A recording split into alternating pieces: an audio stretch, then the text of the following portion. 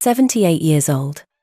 I've buried a husband, survived a hip replacement, and once talked a judge out of a parking ticket, using the county's own filing error. But I have never, not once in my life, been handed a printed eviction notice by a woman who doesn't know the difference between a deed and a lease. It was a Tuesday. I know, because Tuesdays are when I make Harold's pot roast. Yes. I still make it. Yes. For one person.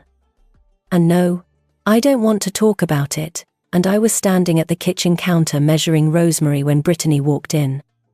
She had that look, the one she gets when she's about to say something she practiced in the bathroom mirror. Her jaw was set, her hair was pulled back tight enough to lift her eyebrows, and she was carrying a piece of paper like it was a subpoena. She placed it on the table, right next to my tea. I've been thinking about this for a while, Eleanor. It's time. I picked up the paper. Laser printed. Times New Roman. 12-point. Double-spaced. 3 bullet points. The first one said, "Notice. You have 48 hours to vacate the premises at 412 Maple Drive." The second listed 3 nursing homes in Westbrook with phone numbers and monthly rates. The third said, "This decision is final, and in the best interest of all parties." All parties.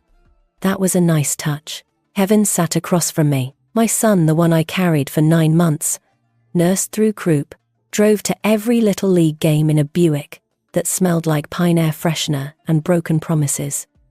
He was scrolling his phone. Didn't look up. Didn't flinch. Just sat there like a man, waiting for a bus that had nothing to do with him. "I know this is hard," Brittany said, "but it's the most practical, sweetheart." I held up the paper. I filed court documents for 35 years. This wouldn't survive a spell check, let alone a courtroom. Her mouth opened, closed, opened again. "This isn't about courtrooms. This is about reality." "On that," I said, "we agree." I folded the notice. Once, lengthwise. Then again. Crisp edges.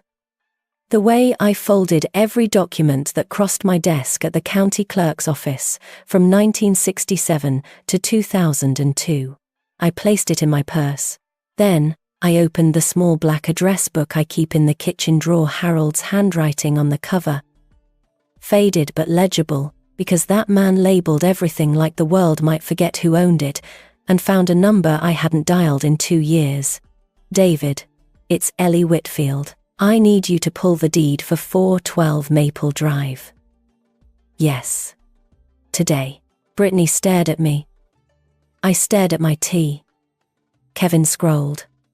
I went upstairs after that. Not to my bedroom. I haven't had a real bedroom in this house for 3 years. Brittany turned mine into a guest room for her friend Janelle, who visits twice a year and leaves wet towels on the floor, like some sort of amphibian. I sleep at the end of the hall now, in what used to be the sewing room. Twin bed. 1 nightstand. A window that faces the neighbor's fence. I sat on the edge of that twin bed and let the math run. 6 years since Harold died. 6 years since Kevin and Brittany moved in to take care of me. In that time, my daughter-in-law had redecorated the living room, replaced the curtains Harold picked out in 1998, moved our wedding photo from the mantel to a closet shelf, reassigned me to the smallest room in my own house, scheduled my kitchen access to a 2-hour window between 11 and 1, and let Harold's rose garden, the one he spent every Saturday morning tending for 26 years, die. I counted these things the way I count everything. It's what I do. Some women journal, some women pray. I inventory. Year 1. New curtains. Year 2. Harold's photo. Gone. Year 3. My bedroom. Gone. Year 4. My kitchen hours. Restricted. Year 5. The roses. Dead. Year 6. A printed notice telling me I had 48 hours to leave. 6 years of erosion, and I'd allowed every inch of it. Because Harold always said family is everything, Ellie. Don't ever let money divide this family. And I believed him. I believed him while they boxed my memories into the attic. While they scraped my name off the mailbox. Oh yes, I noticed that, 3 months ago. The Whitfields, Kevin and Brittany. No, Eleanor. While my granddaughter Lily asked me why I sleep in the tiny room and I told her Grammy likes it cozy. I lied to a 6-year-old to keep the peace. That should have been my first clue that the peace wasn't worth keeping. I stood up, opened the closet, pushed aside the winter coats nobody wears, and the vacuum Brittany never uses. In the back corner, on the floor, sat the fireproof safe. Harold kept everything important in that safe. The deed, our marriage certificate, Kevin's birth certificate, Lily's birth announcement, the one I printed myself at the library, and framed because Brittany said she didn't have time. And a letter, Harold's handwriting, shaky near the end. To Ellie, 50 years of you telling me I'm wrong. You were right about most of it. I hadn't opened this safe in 6 years. I opened it that night. The deed was on top. Heavy paper. County seal. One name under grantee, Eleanor M. Whitfield. Just me. I held it under the lamplight. Read it twice. Though I'd read 10,000 deeds in my career and could spot a clerical error at 40 paces. This one was clean. No lien. No transfer. No encumbrance. No Kevin. No Brittany. Well, Harold. I set the deed on the nightstand, next to my reading glasses, and a glass of water I'd been drinking from the same spot for 52 years. Looks like procrastination finally paid off. Downstairs, I could hear Brittany on the phone. Something about deposits and available beds. She was booking my future in a building that smelled like bleach and cafeteria meatloaf. I looked at the deed. Then I looked at the safe. Inside, Harold's letter sat on top of the marriage certificate, right where he'd left it. You were right about most of it. Most. Not all. I closed the safe. I didn't need the letter tonight. I needed the deed, and tomorrow, I needed David Chen. David Chen called at 9:14 the next morning. I know the exact time, because I was watching the clock above the stove. The one Harold hung crooked in 1979, and I never fixed, because fixing it felt like admitting he was gone. Mrs. Whitfield, I pulled the deed, recorded July 14th, 1972, at the Fairfield County Clerk's office. He paused. Your name. Sole owner. No lien. No transfer. No encumbrance of any kind. I know, David. I was there when they recorded it. I was also working 3 desks away at the time.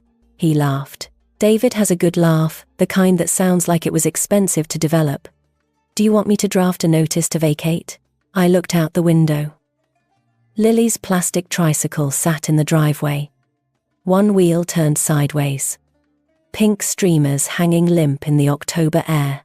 Behind it, Harold's rose garden, 6 years of neglect reduced to brown sticks in cracked soil. 2 things left behind. One by a child. One by a man. Both waiting for someone to care. Not yet, I said. Give me a few days, Lee. David dropped the formality. He only uses my first name when he thinks I'm making a mistake. You don't owe them kindness. Legally, you could have them removed. I know what I could do, David. I spent 35 years watching people do what they could do. Half of them regretted it. I took a breath. I need to be sure I'm not doing this because I'm angry. I need to be sure that when I make my move, it's the last one I'll ever need. He was quiet for a moment. Then, you sound like Harold. Harold, I said, would have changed the locks yesterday and asked questions never.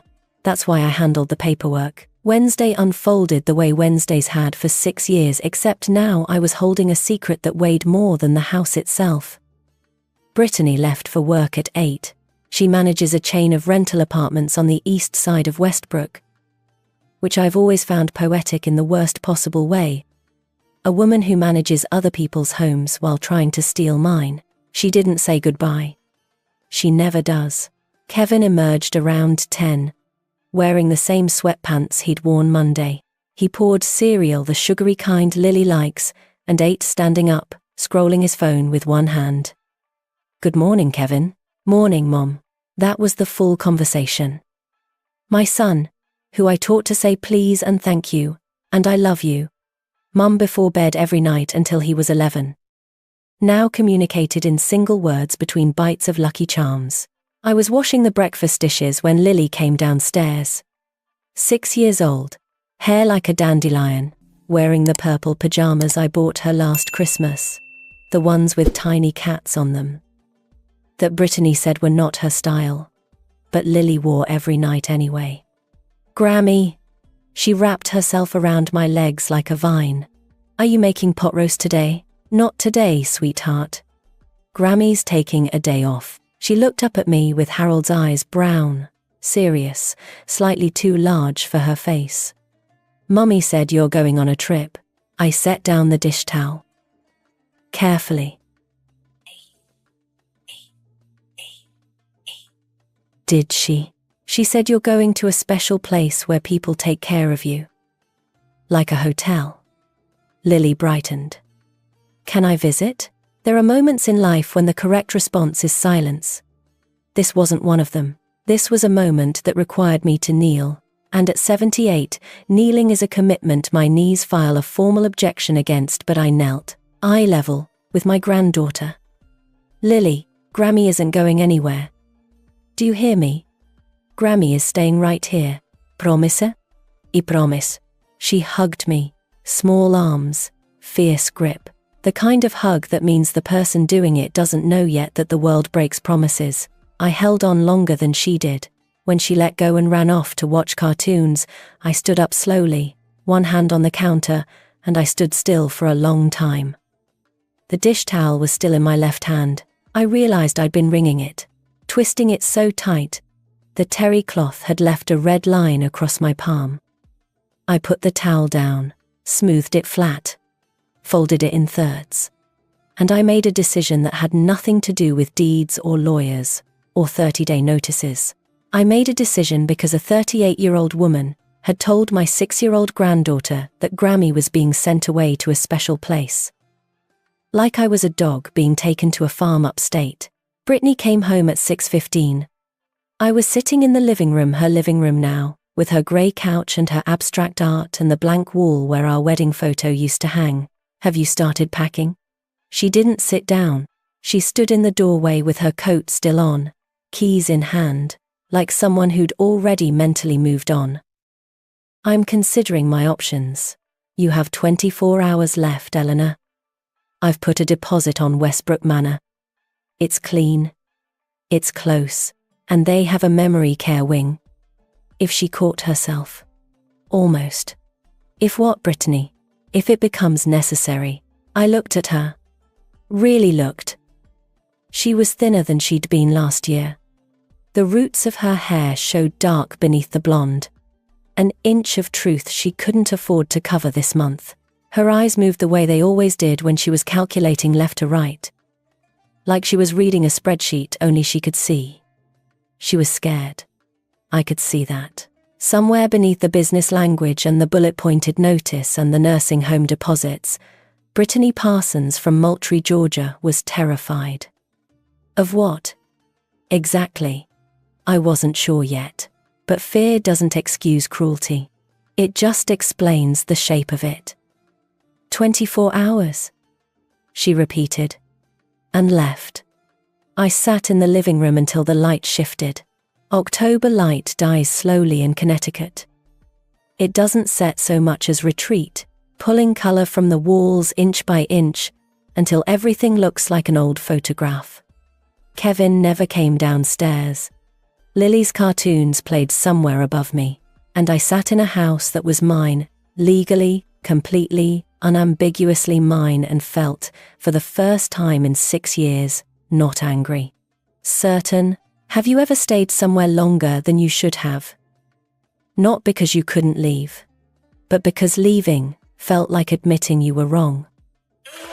I stayed in that living room, in that house, in that silence, for 6 years. Not because I couldn't fight, because fighting my own son felt like losing no matter who won. But Brittany had said memory care wing. She'd told Lily I was going to a special place, and she'd given me 24 hours like I was a tenant behind on rent. I wasn't a tenant. I was the landlord. And by tomorrow night, everyone in this house was going to know it. Thursday morning, Brittany left for work at 8. Kevin left at 9 job interview, he said, though his shirt was wrinkled and his tie had a stain shaped like Rhode Island. I didn't say anything. I've stopped ironing for people who don't see me. The moment the driveway was empty, I got to work. I started in the master bedroom. Their bedroom now. The one Harold and I shared for 46 years. The one where Kevin was conceived during a thunderstorm in June of 1981, and where Harold died on a quiet Sunday in March, holding my hand, watching the light through the curtains. I brought a notepad. Blue ink. My penmanship hasn't changed since 1967. Small, upright. Every letter closed. The county trained that into me. Open letters cause recording errors. Recording errors cause lawsuits. Lawsuits cause headaches. I don't like headaches. Bed frame ours. Purchased Ethan Allen. 1,989. Mattress theirs. Casper. Delivered 2020. Dresser Harold's mother's. Walnut. Circa 1,963. Nightstand IKEA, Brittany, 2019. Lamp mine, rug theirs. Curtains theirs. Replaced mine, year 1. I moved through the house room by room, floor by floor, the way I'd moved through filing cabinets for 3.5 decades, systematic, complete, without sentiment. Sentiment comes later. First, the record, living room, their couch, their art, their throw pillows, my walls, my floors, my ceiling that Harold replastered himself in 1994 after the leak, swearing words I pretended not to hear while Kevin, age 12, sat at the bottom of the ladder handing him tools and laughing. Kitchen, my pots. My grandmother's cast iron skillet, the one Brittany put in the dishwasher once. And I nearly filed a missing persons report. Their coffee maker, their knife block, my stove, my counters, my window that looks out over a garden that used to bloom every May, and now looks like a small cemetery for plants. I opened the front door and walked to the mailbox, looked at it the way you look at evidence. The Whitfields, Kevin and Brittany. Vinyl letters. Professionally done. No Eleanor. My name erased from my own mailbox, on my own property on a street I've lived on since Lyndon Johnson was president. I wrote it down. Underlined it twice. By noon I had 14 pages, every object, every change, every small erasure of Eleanor Whitfield, from 412 Maple Drive. 14 pages of a woman disappearing in plain sight. I closed the notepad, sat at the kitchen table, and realized that the inventory wasn't about the objects at all. It was about the pattern. Each change was small. Each one alone was nothing: a curtain, a photo, a room reassignment. But together, in sequence, on paper, they told a story even a jury could read. Year by year, my daughter-in-law had renovated me out of my own life. I cooked dinner that evening. Pot roast Harold's recipe, though I've improved it over the years in ways I would never tell him if he were alive. Because marriage is the art of strategic omission. Brittany came home and stopped in the doorway. Her nose twitched. She looked at me the way you look at a trap you're not sure is loaded. You're cooking. I am. You haven't cooked dinner in 2 years. Since you put me on a kitchen schedule like a cafeteria worker at a middle school. But tonight, I felt like pot roast. I set the table. 4 places. The good china, my mother's, $1,958. The set Brittany wanted to donate to Goodwill last Thanksgiving. Sit, she sat. Kevin sat. Lily climbed into her booster seat and clapped. Grammy's cooking. Brittany watched me serve. Watched me smile. Watched me pour water for everyone. And ask Kevin about his interview. And compliment Lily's crayon drawing of a house, our house. Purple. With a yellow door. And a stick figure Grammy standing in the garden. Brittany thought I was making a farewell dinner. A going-away meal before I packed my bags and drove to Westbrook Manor. She was half right. It was a farewell dinner. Just not mine. I was making a last supper. There's a difference. Ask Judas. This is good, Mum, Kevin said. He looked up from his phone for the second time that week. Progress. Thank you, Kevin. I passed the potatoes. I'm glad you noticed something. He blinked. Brittany's fork paused. Lily ate happily, unaware that every adult at the table was holding something sharp beneath the surface. That night, after Lily was asleep, and the house was quiet, I sat on my twin bed and called David. Draft the notice, I said. 30 days to vacate. Understood. I'll have it ready by David. One more thing. I paused. Not for drama, for precision. Use the same format she used. Times New Roman. 12 point. Double-spaced. The line was quiet for 3 seconds. Then David Chen, attorney at law, 61 years old, $400 an hour, laughed the kind of laugh you only hear from someone who has practiced restraint their entire professional life and just watched it slip. Ellie. For that line, this one's on the house. Nothing in this situation is on the house, David. The house is mine. That's the whole point. He cleared his throat. Got professional again. Now, about the locks. You're within your rights as sole owner to rekey the property. However, if Kevin and Brittany have established residency, which after 6 years, they arguably have, there's a legal grey area. A judge could view it as constructive eviction. What do you recommend? I recommend we send the 30-day notice first. Simultaneously, I'll file a formal request with the court for possession. If they don't leave voluntarily within 30 days, we pursue legal eviction. The lock change. He hesitated. Aggressive, but defensible. Especially given the verbal threats, the coercion regarding Lily, and the fact that they have no lease, pay no rent, and frankly printed a fake eviction notice on a laser printer. Saturday morning, I said.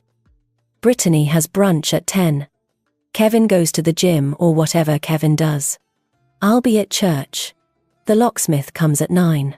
You've thought this through. David, I spent 35 years processing other people's property disputes. I've seen what happens when you act on emotion. I've seen what happens when you wait too long.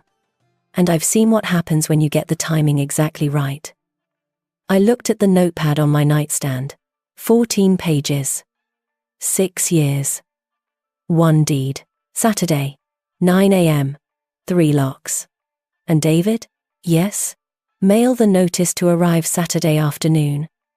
So when she comes home and the key doesn't work, the explanation will be waiting in the mailbox. I smiled. The mailbox with my name on it. I'm having that fixed too. I hung up, set the phone on the nightstand next to the notepad, next to the deed, next to my reading glasses, a small fortress of paper and intention. I went to bed that night and slept better than I had in 6 years. Not because I was happy, because I was finished being patient. And patience, I've learnt, is only a virtue when the people around you deserve it. Friday morning. 1 day before the locks. I was coming out of the bathroom when Brittany caught me in the hallway. She must have been waiting, her bedroom door was already open. Coat on. Keys in hand. But she hadn't gone downstairs yet. Positioned. That's the word. She was positioned like a woman who'd rehearsed this in her head during her shower. I want to be clear about something, Eleanor. I waited. When someone tells you they want to be clear, what they mean is they want to be threatening, but need a professional-sounding opening. I spoke to a family attorney yesterday. Grandparents don't have automatic visitation rights in Connecticut. She took a step closer, close enough that I could smell the coffee on her breath, and the hairspray she uses, the cheap kind, salon name on a drugstore bottle. If you fight this, if you make this difficult, you will never see Lily again. I will move to Oregon. I will move to Alaska. I will move wherever I need to move, to make sure you spend whatever years you have left staring at a phone that doesn't ring. She held my eyes. She wanted me to flinch. I didn't flinch. But I won't pretend it didn't land. It landed the way things land. When they're aimed at the one spot, you can't armor the soft part. The part shaped like a 6-year-old in purple pajamas, who calls you Grammy and thinks you hung the moon. Brittany brushed past me. Her shoulder caught mine, not enough to hurt, just enough to say I can. She went downstairs. The front door opened, closed. Her car started. I stood in the hallway for a long time. The heating vent hummed. Lily's bedroom door was shut. She was at school, thank God, because I don't know what my face looked like at that moment, and I didn't want her to see it. Grandparents don't have automatic visitation rights in Connecticut. She was wrong about that, actually. Connecticut passed a statute, Section 46B, 59, allowing grandparents to petition for visitation if the court finds it's in the child's best interest. I know this because I processed 14 of those petitions during my last decade at the clerk's office. I know the filing fee. I know the judge's preferences. I know the language that works and the language that doesn't. But knowing the law doesn't stop your hands from shaking. I called Ruth. Ruth Abernathy, 74, retired English teacher. Been my friend since we both served on the library board in 1989. And bonded over a shared dislike of the chairman's toupee. She said, "What?" Ruth's voice could strip paint. "She threatened you with Lily?" That woman has the moral compass of a parking meter. Ruth. No, Ellie. I have sat in your kitchen and watched that girl rearrange your house like she's staging a property for sale. I've watched you smile through it because Harold told you family comes first. Harold was a good man, but Harold is dead. Ellie, and dead men don't get to make rules for the living. That's a terrible thing to say. It's an honest thing to say. And you've been surrounded by dishonest people for 6 years. So I understand if it stings. She took a breath. I heard her tea kettle in the background. Ruth drinks Darjeeling. Always has. Judge is anyone who drinks coffee afternoon. What do you need? I need to know I'm not making a mistake. You are not making a mistake. You are making a correction. There's a difference. I was quiet, Ellie. Lily will love you from any address. Brittany will hate you from any address. At least be hated in your own home. When did you get so wise? I taught 11th grade English for 32 years. I've read every tragedy. The ones where the hero acts too late are always worse than the ones where she acts too early. She paused. Do you need me to come over? I'll bring casseroles. And a crowbar. In case the casseroles don't work. I laughed. The first real laugh in I couldn't remember how long. It came out rusty, like a door that hadn't been opened in years. Tomorrow, I said. After it's done, bring the casseroles. Leave the crowbar. Your loss. It's a good crowbar. I found the budget that afternoon. I wasn't snooping, I was doing Kevin's laundry, which I know makes me pathetic. And I know I should have stopped doing it years ago. But some habits are load-bearing walls. You pull them out and the whole structure shifts in ways you're not ready for. The paper was crumpled in the back pocket of his khakis. The ones he wore to last week's interview that smelled like a sports bar. I almost threw it in the wash. Almost. But 35 years of handling documents teaches you to check pockets the way doctors check pulses automatically, without thinking. Because the one time you don't is the time it matters. I unfolded it on the kitchen counter, smoothed the creases with the flat of my hand. Brittany's handwriting. I'd recognize it anywhere. Aggressive slant, all capitals, the kind of penmanship that grabs the page by the throat. Sell house est, $420K minus Elena's share, nursing home deposit, $5,000 remaining. $415,000 down payment. Fairfield property. $100,000 investment portfolio. $315,000. I read it twice. Not because I didn't understand it. I understood it the way you understand a punch after it's already landed. $5,000. 52 years in this house. 52 Christmases. 52 springs watching Harold's roses bloom. Lily's first steps in this kitchen. Kevin's crayon marks still on the doorframe of the pantry, the ones I refused to paint over, because they measured the years he was small enough to need me. All of it, reduced to a line item between a nursing home deposit and a real estate investment.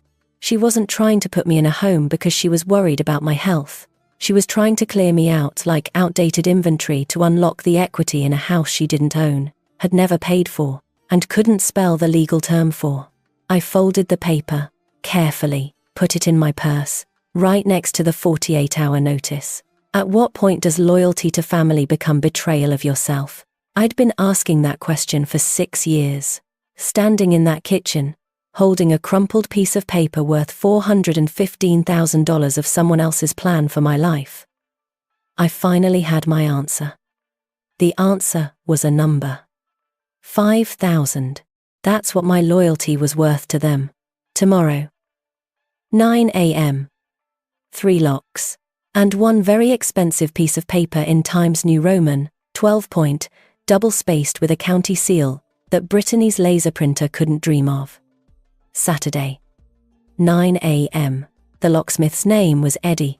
He was about 40, built like a vending machine, and arrived in a van with precision lock and key stenciled on the side, which I appreciated, because precision is underrated in both locksmithing and revenge. 3 locks?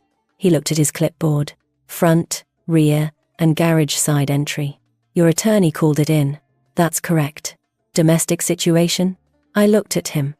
He was trying to be delicate, which for a man his size was like watching a dump truck parallel park.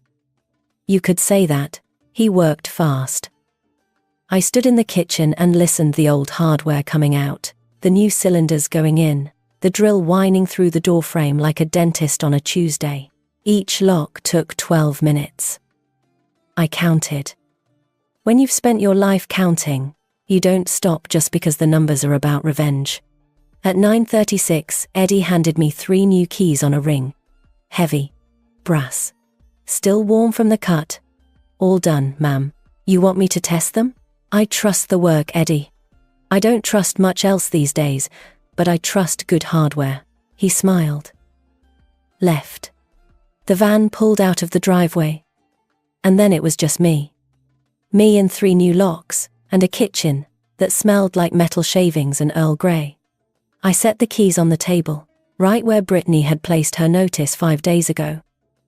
Same spot. Same surface. Different authority. Next to the keys, I placed 1 certified copy of the deed to 412 Maple Drive. Obtained from the Fairfield County Clerk's office, my old colleagues. One of whom said, "Ellie, we miss you," and I said, "I miss you too, Barbara. Now stamp this, please." 1 legal notice to vacate. Drafted by David Chen Esquire. 30-day timeline. Proper service format. Times New Roman. 12-point. Double-spaced. And 1 crumpled budget calculation in Brittany's handwriting, smoothed flat, showing exactly what my 52 years in this house were worth to her. $5,000. Right there between the deed and the notice. Like a confession between 2 verdicts, I stepped back. Looked at the table the way I used to look at a completed filing. Everything in order. Everything accounted for. Every document in its place. It should have felt like victory. It didn't. It felt like surgery. Necessary, precise, and nothing you'd celebrate. The house was quiet. The kind of quiet that doesn't comfort, the kind that reminds you of what's missing. No Lily running down the stairs. No cartoons through the ceiling. No Kevin opening the refrigerator for the fourth time like something new might have appeared since the last check. Just me, 78 years old, standing in my own kitchen, in my own house, alone. I don't know why I walked to the refrigerator. Habit, maybe. Or something less mechanical. The drawings were still there, held up by magnets from places we'd visited. Places Brittany hadn't bothered to remove because she didn't care about magnets from Mystic Seaport and Cape May. Lily's drawing, the one from last week. Purple house, yellow door, green grass that looked like hair, and two stick figures holding hands in front of the garden, one small, one tall, with curly grey lines for hair. She'd written at the top, in the careful crooked letters of a first grader, Grammy, and me. I took it off the refrigerator, held it with both hands. And for the first time since Tuesday, the first time since the notice, the deed, the threat, the budget, the locks, I cried. Not the kind you see in movies, not shoulders shaking, not sounds escaping. The quiet kind. The kind that starts behind your eyes and fills your chest like water rising in a basement. Slow and heavy, and impossible to pump out. I stood there holding a crayon drawing, and cried for the boy I raised who became a man I don't recognize. For the 6 years I gave to a lie Harold wrote. And I obeyed. For the roses I let die because I was too tired to tend anything else after tending everyone. I cried for 3 minutes. I know, because the kitchen clock ticked the crooked one Harold hung, and I counted. Even crying, I count. It's a sickness, or a gift. I've never decided which. Then I stopped. Wiped my face with the dish towel, folded it in thirds. I went to the safe. Took out Harold's letter. Read it one more time. Standing by the window where October light made everything look like a memory, even while you were living it. To Ellie, 50 years of you telling me I'm wrong. You were right about most of it. Harold. I spoke to the letter because speaking to the dead is only strange if you expect them to answer. You were wrong about one thing. Family isn't everything. Not when family treats you like nothing. I put the letter back. Closed the safe. And the clock is crooked. It's always been crooked. I just didn't want to fix it while you were watching. I placed Lily's drawing back on the refrigerator. Center magnet, Cape May. Then I sat down. Drank my tea, and waited. Because the hardest part wasn't changing the locks. The hardest part was what would happen when they came home, and found out that home had never been theirs to begin with. Saturday. 2:14 p.m. I know the time because I was sitting in the kitchen. And I'd been watching that crooked clock since noon, counting the minutes the way I've counted everything my whole life. As if the numbers could protect me from what was coming. I heard the car first, then the door. Then the key, scraping, turning, failing. A pause. Another try. The back door next, I could hear her heels clicking across the patio. Then the garage side entry. 3 locks, 3 failures. 3 small satisfactions I am not proud enough to deny. Then the knocking. Eleanor? Eleanor. Open this door. I stood. Smoothed my cardigan. Walked to the front door, and opened it myself because I wanted this face to face. I've never been the kind of woman who hides behind locked doors. I'm the kind who locks them, and then opens them on her own terms. Brittany stood on the porch. Her brunch face was gone. The composed, lipsticked, I'm in control mask she wears to Eggs Benedict with her friends. What was left looked like a woman who'd just been told the building she managed had been condemned. What did you do? Come in, I said. There's something on the table. She pushed past me. Kevin was pulling into the driveway. He must have gotten her call. I held the door for him too. He walked in the way he walks into everything. Late, confused, and hoping someone else would explain. Brittany stood at the kitchen table, staring. The deed, the notice, the budget, the keys, all arranged the way I'd left them, neat, centered, deliberate. The way you set a table for guests you've been expecting. What is this? Her voice had an edge I hadn't heard before, not anger, something underneath it. Something younger. Times New Roman, I said. 12-point. Double-spaced. I let that land. I thought you liked that format. She picked up the deed, read it. Her lips moved the way people's lips move when they're trying to make words cooperate with a reality that won't hold still. This can't be right. Kevin. She turned to him. Kevin, you said the house was... I never said anything about the house. Kevin's voice was barely audible. He was standing by the door like a man looking for exits. I assumed Dad put both their names. You assumed? The house was purchased in 1972. I said. By Harold Whitfield, using funds from his employment at Pratt & Whitney. Recorded at the Fairfield County Clerk's office under one name. Mine.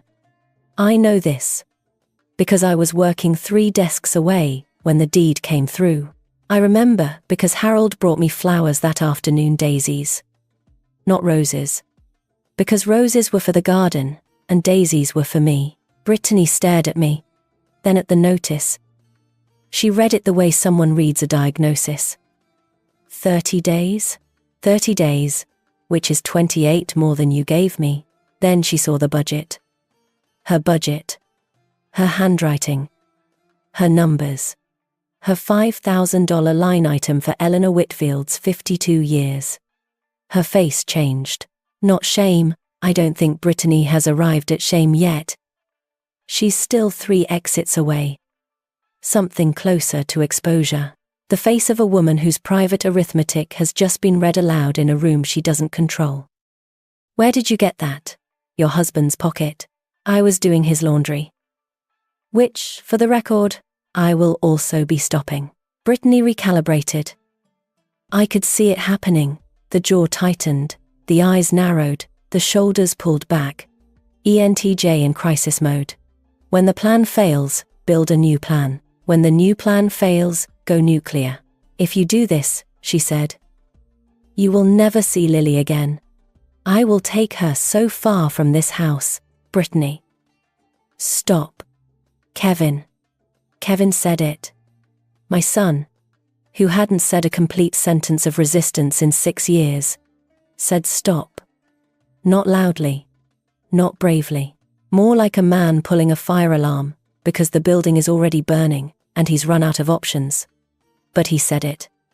Brittany turned on him. She's stealing our home, Kevin. It's... He swallowed. Looked at the deed on the table. Looked at me. It's Mum's home, Brittany. It always was. For 3 seconds, nobody spoke. Brittany looked at Kevin the way you look at a wall that's just moved. Kevin looked at the floor. And I looked at my son and thought, that's the most you've done for me in 6 years, and it's still not enough. But it's something. You knew. I said it quietly.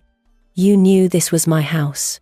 You always knew. And you sat at this table and scrolled your phone while your wife handed me a printed notice to leave. Kevin opened his mouth, closed it.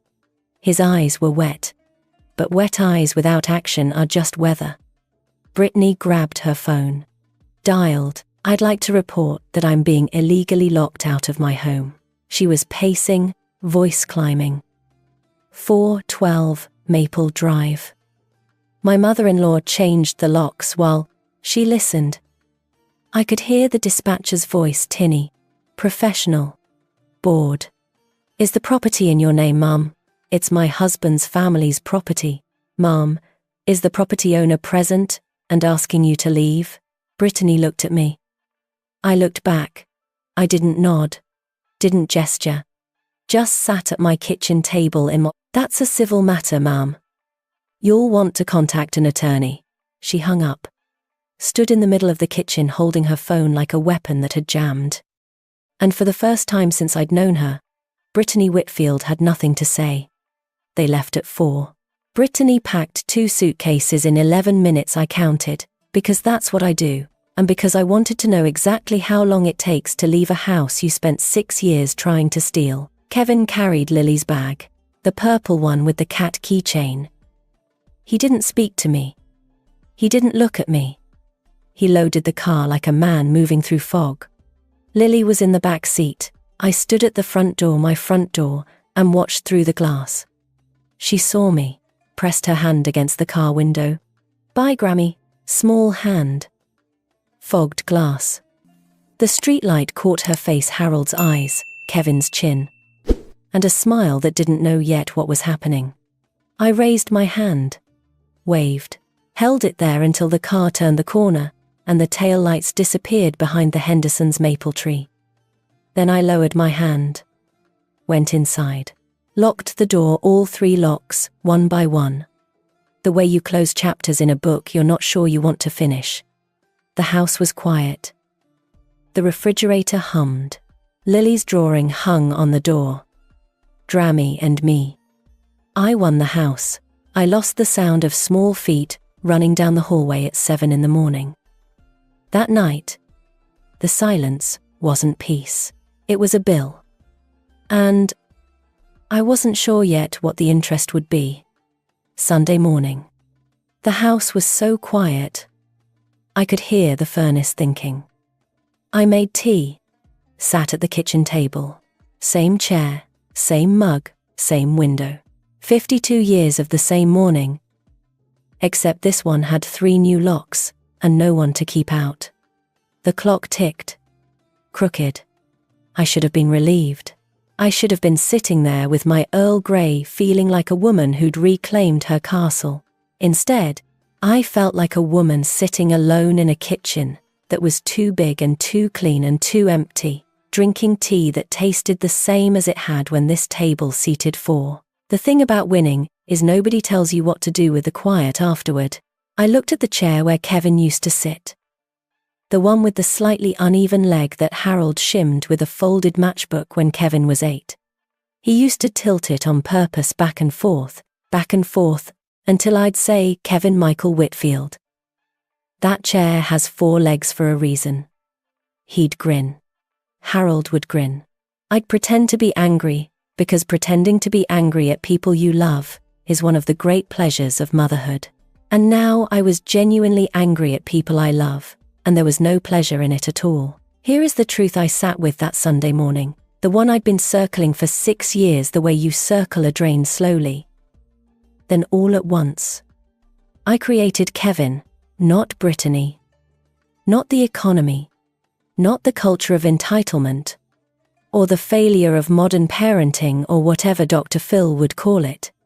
Me. I created the man who sat at this table scrolling his phone while his wife evicted his mother. When Kevin was 10 and broke the neighbor's window with a baseball, I paid for it. When he was 16 and failed algebra, I talked to the teacher. When he was 22 and dropped out of college, I said it's okay, you'll find your path. When he was 30 and needed a co-signer for a car he couldn't afford, I signed. When he was 36 and married a woman who wore ambition like armor, I smiled and made pot roast, and said nothing when she rearranged my living room. I raised a boy who never once had to sit in the wreckage of his own decisions. Every time the floor cracked, I patched it before he felt the drop. Every time the consequence came, I intercepted it like a mother catching a ball before it hits her child's face.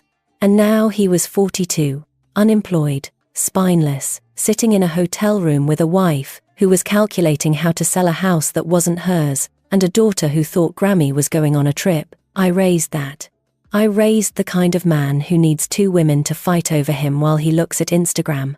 And the worst part, the part that sat in my chest like a stone I couldn't cough up, was that I did it out of love. Love is not always kind. Sometimes love is a 20-year mistake disguised as sacrifice. I went to the safe.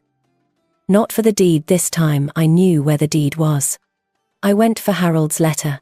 I sat on the edge of the bed, the twin bed. The tiny room. Though I suppose I could sleep in the master bedroom now if I wanted. I didn't want. Not yet. Some rooms need to be earned back slowly. The way you re-enter a house after a flood. One room at a time.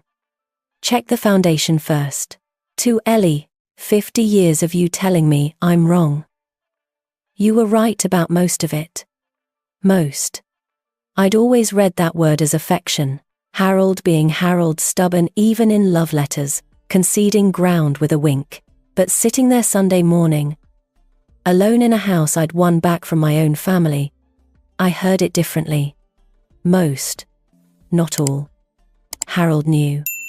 He knew family as everything was too simple. He knew it the way you know the stove is hot.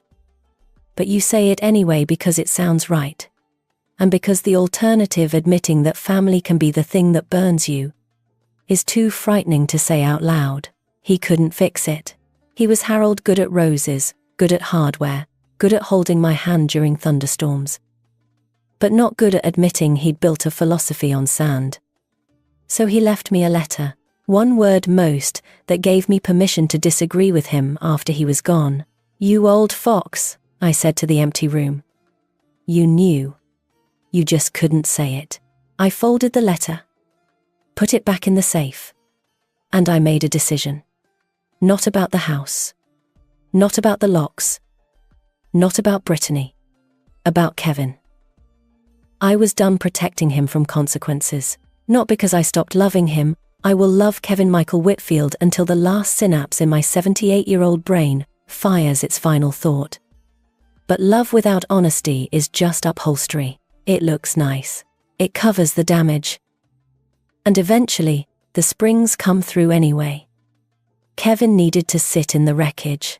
For once in his life, he needed to feel the floor crack and have no one there to patch it except himself. I picked up the phone, dialed Kevin's cell. He answered on the 4th ring, which meant he debated not answering for 3. Mom, Kevin, I want you to come to the house. Tuesday morning, 9 o'clock. Bring Lily, Mum. Brittany says. I'm not asking what Brittany says. I'm telling you what I need. For once in your life, Kevin, do what your mother asks. Not what your wife tells you. Not what's easiest. What's right. The line was quiet. I could hear a television in the background, a hotel room. My son, 42 years old, living in a Hampton Inn, because the house his mother owns now has locks he can't open. Okay, Mom. Tuesday, 9 o'clock. Don't be late. Should I bring anything? Bring Lily, and bring yourself. The version of yourself that used to tilt his chair at this table and grin at me. I'd like to see that person again, if he's still in there. I hung up, set the phone down. Tuesday. The same day Brittany gave me the notice. 1 week exactly. Some days choose themselves. If your child broke your heart, would you give them one more chance knowing they might break it again? Hold that thought, because Tuesday morning, I was about to find out. Tuesday morning. 1 week exactly. I made pot roast. I know. 9 a.m. is not pot roast hour. But I've been making Harold's pot roast on Tuesdays for longer than Brittany Parsons has been alive.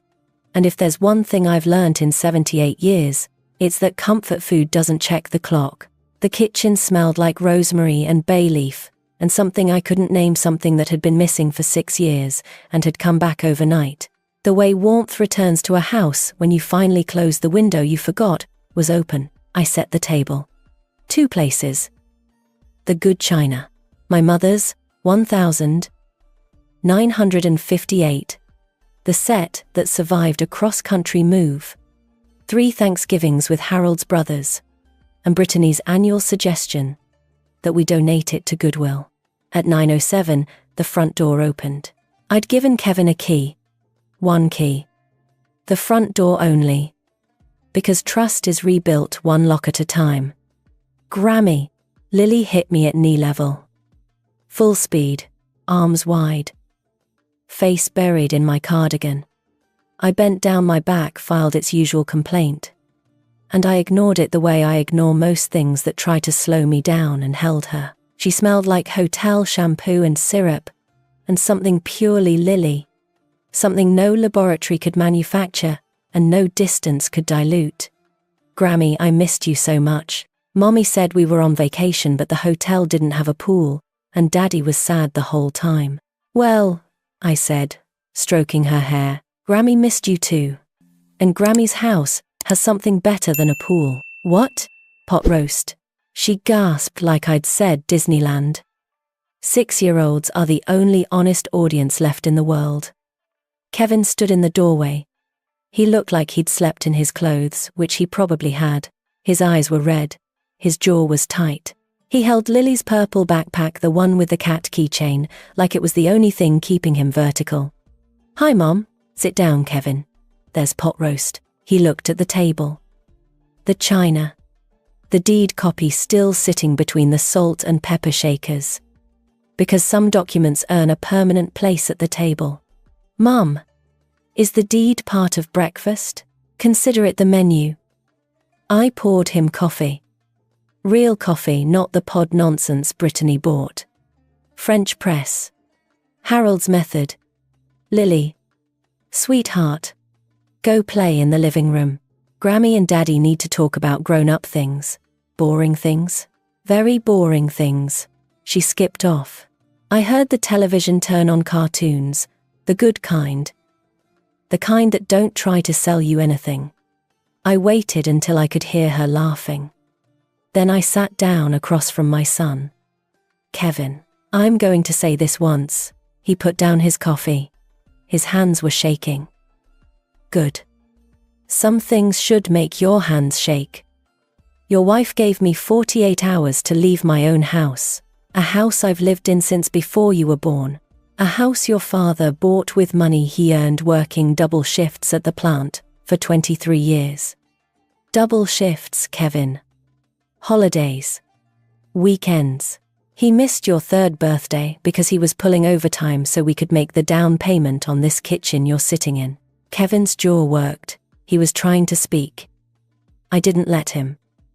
And you sat at this table. This table. And scrolled your phone. You didn't say, Mom, are you okay? You didn't say, Brittany, that's enough. You didn't say anything. You just scrolled. Like I was a commercial. You were waiting to end. Mom, I didn't know what to. You didn't know what to do? I kept my voice level. ISTJ doesn't shout. ISTJ presents evidence. I raised you, Kevin. I sat at every baseball game.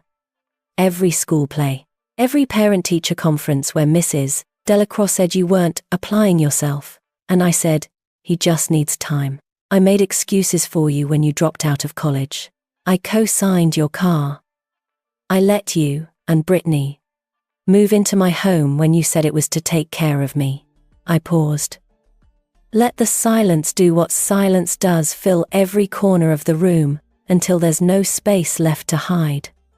In 6 years of living under my roof, do you know how many times you asked if I was okay? I counted, Kevin, because that's what I do. The number is 0. His eyes were full. His chin trembled. He looked so much like Harold in that moment. The same way Harold looked the night Kevin was born. Overwhelmed by something too big to hold. And too important to drop. I placed the budget on the table. Brittany's handwriting. The numbers. Your wife calculated my life at $5,000. 52 years. 5,000. That's less than your car payment. I slid it toward him. And you let her. Kevin read it. I watched his face change, not all at once, but in layers, the way paint peels when you finally see what's underneath. Confusion. Recognition. Shame. He looked up. His eyes met mine. And whatever wall he'd built between himself and this moment, the phone screen, the avoidance, The 6 years of strategic cowardice, it came down. Kevin stood up, walked around the table, and knelt. Not gracefully. Not like a man in a movie. He knelt the way a 42-year-old man with bad knees and worse judgment kneels on a kitchen floor. His mother has mopped every Sunday for half a century, clumsily, heavily, like someone who has never done this before, because no one ever required it of him. "Mom," his voice cracked. "I'm sorry. I'm so sorry. I should have said something. I should have stopped her. I should have." I put my hand on his head. Old hand. His hair was thinner than I remembered. When did that happen? When did the boy with the thick brown cowlick become this man, with the thinning crown and the trembling shoulders? "And I can't keep setting myself on fire to keep you warm, Kevin. I've been doing it your whole life, and it hasn't made either of us warmer." He made a sound. Not a word, something before words. Something from the part of us that existed before language. His forehead dropped to my knee. My son, crying on the kitchen floor, in the house where I taught him to walk. I let him stay there. Some silences need to be long. Some floors need to be knelt on. Then I lifted his chin, made him look at me. "But I'm not going to cut you out of my life the way your wife tried to cut me out of my home. Because that would make me her. And I have spent 78 years becoming Eleanor Whitfield. I'm not going to spend year 79 becoming Brittany." His face, God, his face. Relief and shame and love and guilt, all braided together like a rope he didn't know whether to climb or hang from. "Here are my terms. Lily is welcome here anytime. You are welcome here when you get a job, when you start showing up like a father and a son instead of a bystander. Brittany is welcome when she apologizes. In person. At this table. To my face. Not a text. Not through you. Here," he nodded. "And Kevin? Get a job. Not for Brittany. Not for me. For Lily. For yourself. I'm done being everyone's safety net. The net is retired. The net is 78 and wants to drink her tea in peace." He almost smiled. Almost. It was enough. That afternoon, I took Lily to the backyard. Harold's rose garden, 6 years of neglect, brown canes, cracked soil, the wire supports Harold bent by hand, still standing like small monuments to a man who believed things should grow. I got on my knees. Lily got on hers. I handed her the garden trowel, the green one, Harold's, with a worn handle that fit his palm, and now fit mine. "We're going to plant new ones," I said. "Grammy ordered them last week. They're called Mr. Lincoln Harold's favorite. Big red blooms. They smell like the way a rose is supposed to smell, before they started breeding the scent out of everything." Lily dug with the focus of a surgeon and the accuracy of a 6-year-old, which meant dirt ended up in places dirt should never be. I didn't care. Dirt washes. Memories don't. "Grammy, will the flowers come back?" "Everything comes back if you take care of it, sweetheart. You water them every day. Even when you're tired. Even when it seems like nothing's growing. Because one morning, you'll come outside, and there it is." She patted the soil around the new bush, nodded seriously, like she'd just signed a contract. I looked up. Through the kitchen window, I could see Kevin, standing at the sink, washing dishes. He'd never washed a dish in this house. Not once in 42 years. His sleeves were rolled up. He was doing it wrong, too much soap. Not enough rinsing. But he was doing it. Small thing. First thing. I turned back to the garden. The October air was cool on my face. The soil was dark and wet. Lily hummed something, a song from her cartoons. Tuneless and perfect. I'm 78 years old. I've buried a husband, fired a daughter-in-law, and made my 42-year-old son cry on the kitchen floor. My back aches, my knees have filed a formal complaint, and I have dirt under my fingernails for the first time in 6 years. But this afternoon, I'm kneeling in Harold's garden with my granddaughter, planting roses that won't bloom until spring. And for the first time since a woman with a laser printer tried to erase me from my own life, 412 Maple Drive smells like home. Not because the locks are new, because the people inside them are trying to be.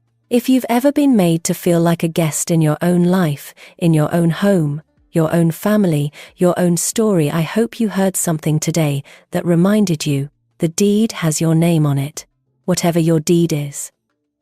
Your house, your dignity, your right to take up space in a world that keeps trying to shrink you. Check it.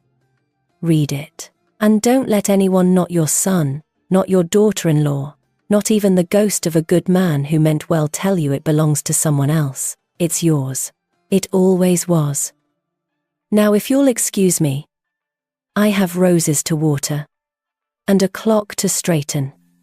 It's been crooked since 1979, and I think it's finally time. Thank you for listening. Drop a comment and tell me, would you have changed the locks?